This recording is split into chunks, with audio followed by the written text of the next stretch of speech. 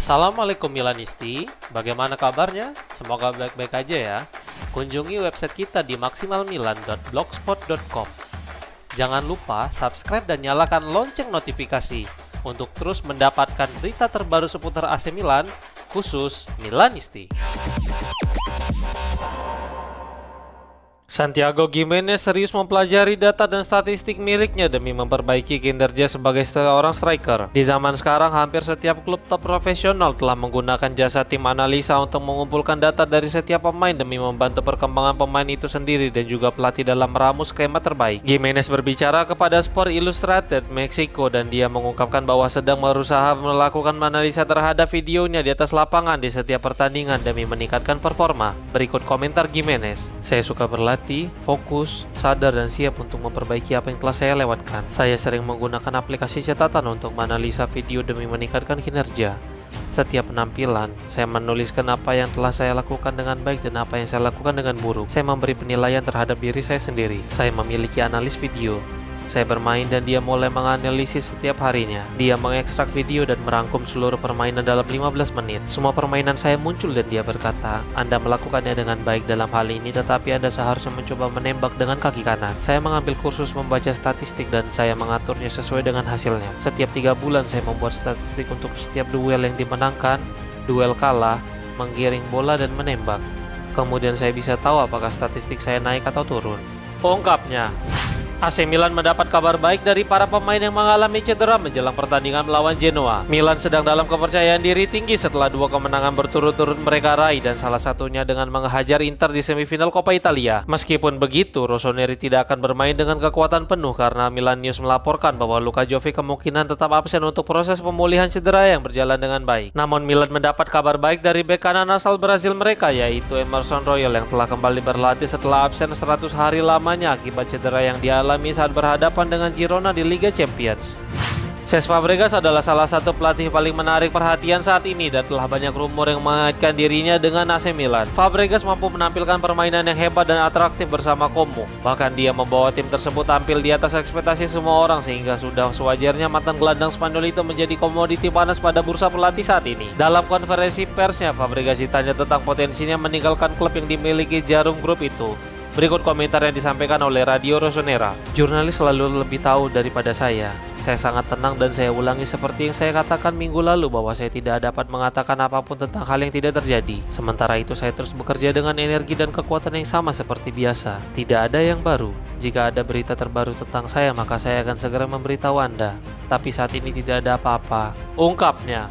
AC Milan mungkin akan ke Arab Saudi musim depan untuk mengambil bagian dalam Supercoppa Italiana setelah muncul pengumuman. Tampaknya Supercoppa Italiana akan kembali ke Arab Saudi dan Liga Serie A pun telah memberikan pengumuman dalam siaran pers di situs website mereka bahwa hal itu kemungkinan akan terjadi. Liga Serie A sedang bertemu dengan perwakilan 20 klub yang hadir dalam panggilan itu dan diumumkan bahwa Arab Saudi sekali lagi berminat menjadi tuan rumah untuk kompetisi tersebut. Supercoppa Italiana kemungkinan akan kembali digelar dengan format 4 tim.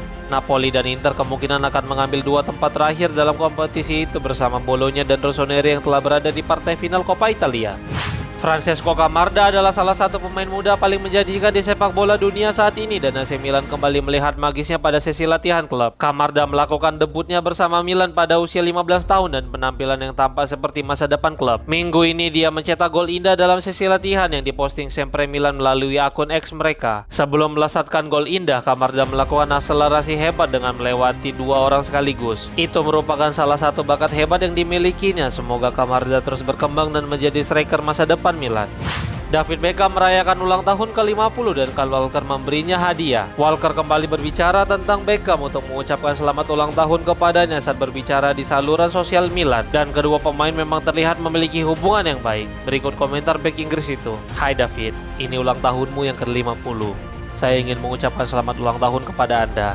Saya memakai nomor Anda dengan bangga atas apa yang telah Anda lakukan untuk sepak bola dan untuk setiap klub tempat Anda bermain. Keluarga Rossoneri sangat terikat padamu. Namamu saja mengatakan semua di dunia sepak bola.